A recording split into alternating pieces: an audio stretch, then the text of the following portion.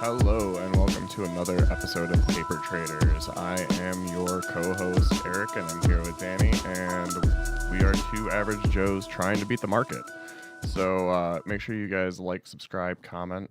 Make sure that if you are watching, you have a question. We are streaming live, so we can see all your questions right here. So yeah, get involved. If you have something to say, please feel free to just drop us a line. Absolutely. And with that, I think we'll just kind of start getting into it. I mean, again, everything is being overshadowed by the impeachment inquiry, and yeah, there's quite a big meeting today. I know it was on my TV this morning as I was leaving the house, so I know everybody's eyes are probably glued and or reading up on any reviews or live updates they can get their hands on. So. And that just leaves nothing for news in terms of stock market. Yeah, Pretty I mean, much, everything's just gotten buried. Yeah, it is what it is, I guess. It's something that we kind of expected, I think, as this impeachment kind of ramps up and all these testimonials,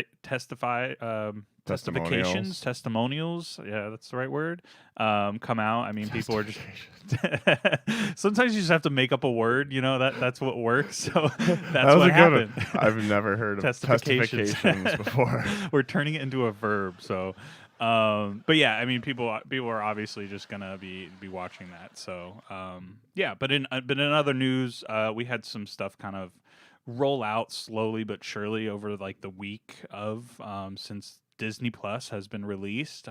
It kind of has directly affected our portfolios. Me and Eric both hold it in our paper trading portfolios, so we thought it'd be a great thing just to kind of touch on. So yeah, we'll hit on that real quick. I mean, Disney Plus, I'm sure a lot of people out there that are watching probably had the same experience I did. They decided to just go poke around in it and see what it's all about. And I have not yet been able to do so. I actually purchased it, but haven't done anything with it. So I was one of those hype guys who were just like, "Oh, it came out, and I want to purchase it," and I did it, and now it's like, wah wah. So, what'd you think? I don't know. I thought it was exactly what you expected. I mean, there isn't a ton of adult content. I mean, I don't have any kids, so it's one of those things where I don't need every Disney cartoon movie at my fingertips, which there are tons of cartoons and movies and stuff for the little ones, which is what I predicted. I mean, it's Disney, but if you have children, this is going to be a guaranteed win. And I think they kind of proved that. Where was it? Like 10 million signups in the first day? Yeah, 10 million. Yeah, let's just say that actually helped skyrocket the actual stock itself that day, which was great to watch for us. So I would say that by far, probably like 90, well, maybe like 75% of those are probably families. The other 25% are probably Star Wars nerds, because that's primarily what's on there. Or Marvel nerds, I guess, too. Marvel nerds will probably fit into that as well, because, I mean, that's pretty much all that's there. I mean, I did poke around a little bit for the National Geographic channel, and it was kind of what you expect. I mean, you've seen most of these documentaries already. Disney's had them for years. Yeah, I mean, I feel like every time you tune in on the National Geographic, it's the same thing you've watched 10 years ago, just a little bit more revamped in somebody else's voice. And now it's in 4K. And instead of James Earl Jones, you have Morgan Freeman doing the overview. So things have changed, but just not that much. They should get Trump to do one. That'd be hilarious. It'd be beautiful. Yeah. It'd be the best one ever. It would be huge. So, huge. Just kind of touching on Disney stuff, I wanted to kind of bring up some of the bad issues. Things. Yeah, they've had a lot of issues. Kind of obviously, the big one was that they had. I'm kidding. Yeah, the board, Danny, the board. Oh, he wants the sound effects. Yeah. He's yelling at me. But yeah, Disney had the big problem of actually basically kind of crashing on the first day. And a lot of people thought, as well as the company, thought it was because having so many people sign up. Yeah, I'm sure. But it came out to be something more technical. They said that they had designed a part of the app kind of incorrectly, and that over the next few weeks, they're going to be releasing updates to resolve this issue. So it was kind of, I guess, ironic to see that, hey, it wasn't because so many people signed up. It was actually because they kind of screwed up. I told you that they had like a weird little flub that I was dealing with. I had gone and watched The Mandalorian, and then trying to rewatch it, it wouldn't rewind. which is so weird. Yeah, like it would make it to the very end. It would go through all the credits, and then you'd get to the last final credit thing. And just like Netflix or anything else, it kind of like puts it off into a small side channel, and then shows you like, oh, do you just want to skip it and go to the next episode?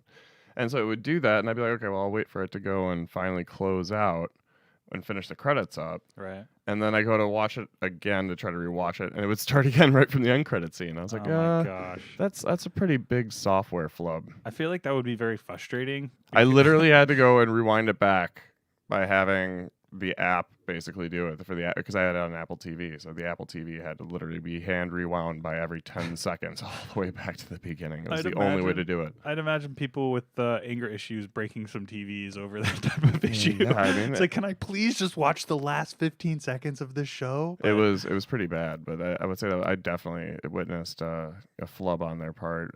But overall, it's something that I think that any family with children has. I mean, I guarantee that 75% of those parents or people are parents that have children. Yep, my sister signed up first day, and yeah, she's got a kid, and that's basically all he's been watching for the past. I mean, it's got everything. So I mean, yeah. I don't have kids, but I have nieces, and I went just poking around in there just to see what they had for the children. And I'll be honest, like they have like literally every single Disney cartoon ever done, and like, Frozen, right? all the way the big one. and Frozen, the movies. They have all that stuff, but I'm talking like just the cartoons, like the children's shows. They have like the Mickey Mouse Club and all that stuff, all set to go for your little one. Yeah, and I find that this is a perfect segue because they also have the old school X-Men shows. So they're bringing back a lot of kind of nostalgic shows for, I think, people who are millennials who grew up in the 90s and want to watch some stuff maybe. Well, they have all the can get Fox their kids stuff involved. too. They have like the old Simpsons, but here's a funny segue about the Simpsons. Yeah, you're gonna go right on my note here. Yeah, they've been caught editing them. The original 4x3s, they tried to cut them into a 16:9 frame. Those wide screens, those pesky, stupid black bars. Well, I mean that's the thing though. So they didn't even produce the Simpsons in 16:9 until the transition.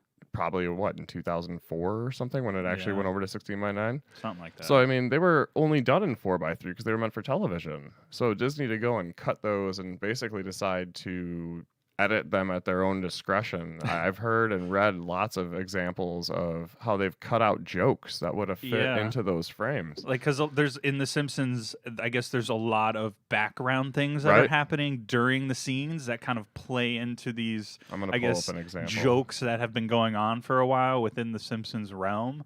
I'm not really familiar. Unfortunately, I'm not like a big watcher of The Simpsons, but I did read some of these where people were very upset, like on Reddit and whatnot, kind of going on rants. So yeah, because it's kind of a big deal. I mean, to go and edit something like that and like I was saying, it takes the joke away. If you're just supposed to be paying attention to something that's happening in the background and you can't see it, I mean, that's changing somebody. Yeah, that's changing somebody's art. Yeah, 100%. I'd be like going up to the Mona Lisa and being like, I don't like that eyebrow. Let's add a little bit. Right. Or Starry Night. Let's just move these stars a little bit further apart. Yeah. But beyond The Simpsons, I can't remember the name of the character. There was a character from some children's show that I can't remember what it's called. Was it the clown guy? No, it was like a fez thing. This character had like a fez and then some sort of emblem on the front of it. And Disney went and edited the emblem out. What? I didn't know he did. They went to that extent. Yeah, huh? this is the stuff that I've been picking up just through the news, and this is people getting angry.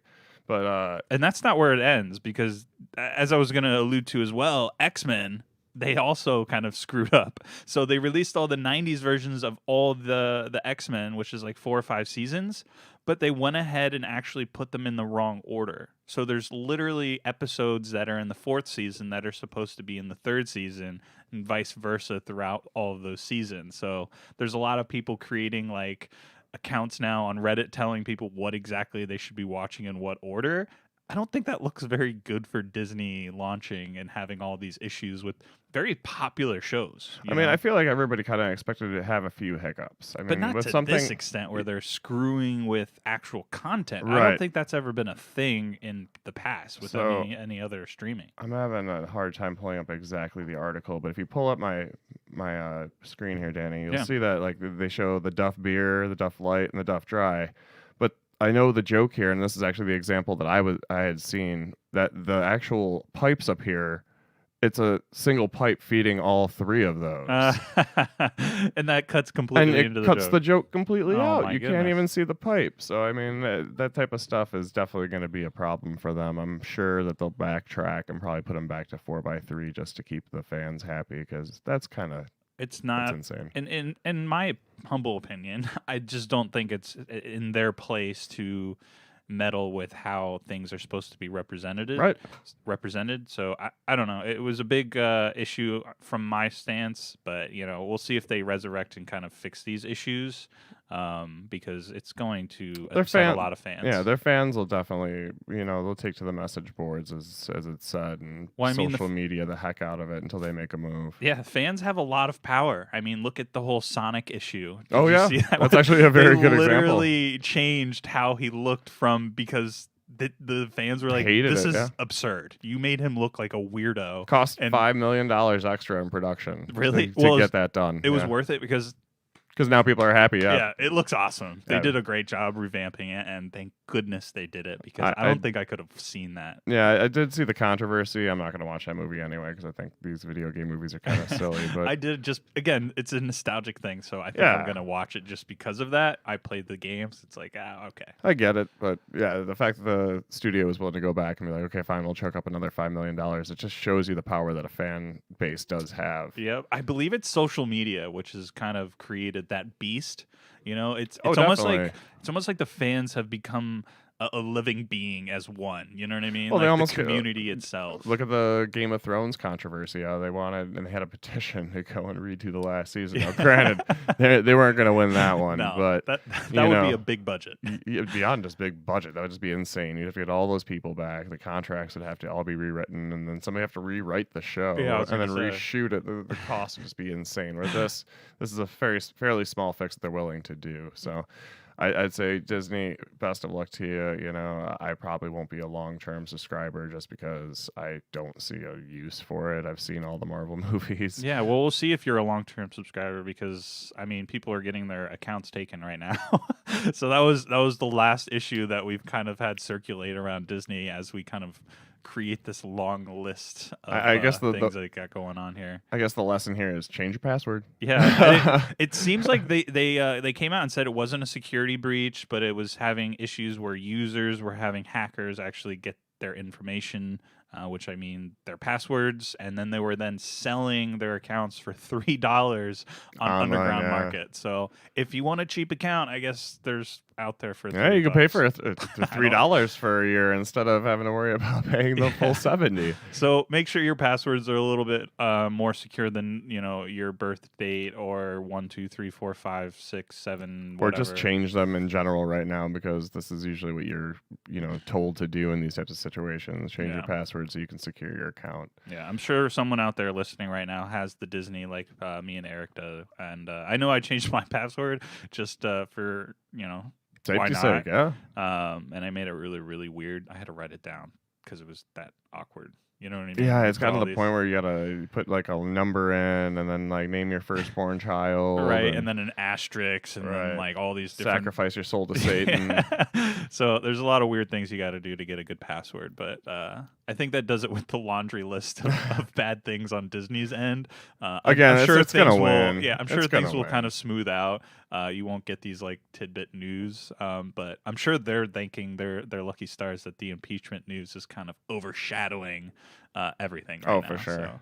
And then just really quick, I guess we can touch on the video game world. And Google released their Stadia system, and that's also meeting issues. And It's just not meeting up to standards, I think. no, because I mean, if you buy a system and you're expecting to get it running in 4K and you're only getting 720, which is what I've read, Well, like that's the issue. I have a hard time understanding, and we've talked about this on past episodes, how these guys are going to produce 4K at 60 frames per second. You need some hefty duty equipment to result in that type of quality. well, I mean, it comes down to compression at that point, because you're doing it over like we were talking previous to this how that it's basically just a streaming service for video games. So there's another computer really running it. It's just feeding you a 4K stream. Right, but then the issue comes down: do you have the internet to run that? Do you have enough service Oh and yeah, data to get that type of well, quality? they I were mean, first going to announce their release. That was actually one of the biggest things that I had read was a problem for the Stadia because something about how much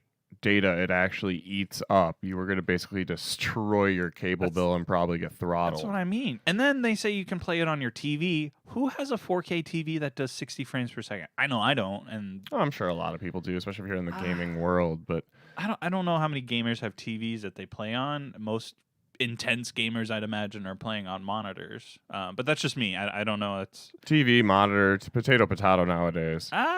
not so much. I mean, They're the same thing. yeah. I mean, that's another kind of rabbit hole I could go down in the semantics of gaming and all the technology behind it. I'm a big gamer. I'm a nerd a little bit. I like to go into that. So, but I just want to touch on the bare bones here with the Stratia, and I have a hard time seeing that kind of coming into fruition. I think a lot of people are having those issues of not being able to get it to happen. I think in general, the idea of a streaming service for gaming is going to be a reality. I don't necessarily think that we're too early for it. I think what's really going on right now is you've just got way too many people trying to throw their hat in the ring. I mean, let's just go through them now. Just for companies off the top of my head, you've got Steam, you've got, PlayStation, you've got Xbox. Now you've got the Stadia that's out. Yeah, I think the difference though, and from Steam, because Steam's like a hub where you can just buy your games on a computer and play them. Stratia is actually going to allow you to play anywhere. So it's like you buy the game or you buy their service, and then you get this controller. I get that. I mean, you can do that on your up. cell phone right now. I could give you a couple games to play and we could walk around the office. You know what I mean? Right. Like, it's not a new technology. It's just the idea that I think there's too many, like you were saying before we started the show, there's got to be games for that system.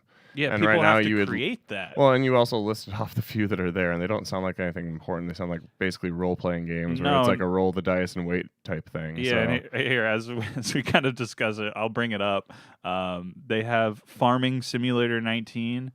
Doesn't sound that riveting. Football Manager 2020 was another one I noticed was just like, I don't understand. They do have Destiny, which is a big game for a lot of people. The old school Doom. I mean, people love Doom, I guess. That was a good game back in the day. Right. I mean, I'm sure it's a revamped version now. And the big one is this Cyberpunk 2077. That is supposed to be a huge, huge release. Yeah, it is. So I think that's going to be a good one. It's kind of like their shining star, I believe, here as I look through them. I mean, they have Borderlands 3, a decent game. So I mean, just in general, though, there's just so many players here now, and what you're really doing. Ooh. Sony and Xbox had this battle years ago of who's going to be better, Sony or PlayStation or Xbox. That was a big thing. Are you an Xbox guy? Are you a PlayStation? And now guy? I feel like now you've got to have Apple, Google, and Amazon throwing their hat into the ring yet. So you're just going to be dividing players even more. Yeah, because I'm sure these services aren't going to be cross-compatible. No. I'm sure that if I'm playing on Amazon, you're not going to be able to play with me on Google. You know what I mean? Well, I don't know.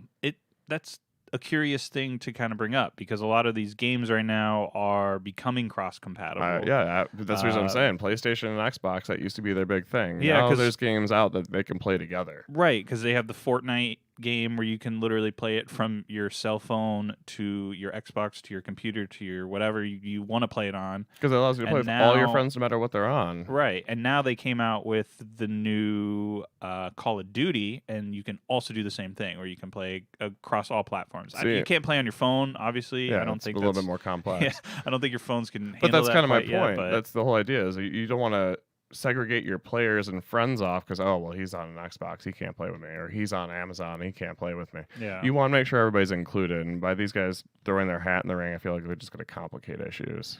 Yeah, well, I mean, one of their motto pretty much is, you can play anywhere, anytime with anyone. So it's one of those things. Except you can't apparently because it's not doing very good. Yeah. Well, again, we're not being able to see what they're kind of advertising the 4K 60 frames per second. Again, I have a very hard time seeing that happen, even with these Xbox and PlayStations coming out. Yeah, that's the other thing. You got those guys coming out in the fall. I mean, this is... Yeah, I mean, Stratia basically came out and was like, hey, I want to be the first doing this. before Xbox and PlayStation come out, because It's a they're mired literally playing doing the field. same thing where you're going to be able to have your Xbox and PlayStation account and play your games wherever you want. So that's the big thing going forward with video games and streaming them. They're trying to move away kind of from like the console and buying all this equipment and spending so much money on that, because you're already spending a lot of money on games, right? I mean, they're $60. You're buying them once or twice a year or so. I don't know. So it can add up and become thousands of dollars for some people who are Especially pretty when you big add gamers. microtransactions into that. Yeah, don't You forget know, about those. Um, pay to win games. yeah, so a lot of happening there, I believe, but it's kind of bare bones and just I don't know. It's going to be a long time coming, kind of like how the streaming has. Netflix has been around for how long? Like 10, 15 Yeah, years? well, I mean, if you And go back to the now, discs when they're yeah, actually slinging discs, I mean, and, they've been probably doing the streaming thing though yeah. for at least probably 10 years now. And we just are now getting into this like crazy competition. So who knows? This literally could be another 10-year thing where we don't see a I huge feel like it's a progression. different ball game though. Whereas, the content in the video world is very, very precise to who it goes to. Like, you're not going to be watching Marvel movies on Netflix. Yeah. That's a lot different than saying, "Hey, Grand Theft Auto's out. Who's going to go play?" Right. You want to be You want able to have everybody, everybody to play. right? You want everybody to play. Whereas having the content separated, I mean, that's going to be a problem. All right. But anyway, let's get We'll to the battleground. We'll see. All right. Battleground it is. Here we go.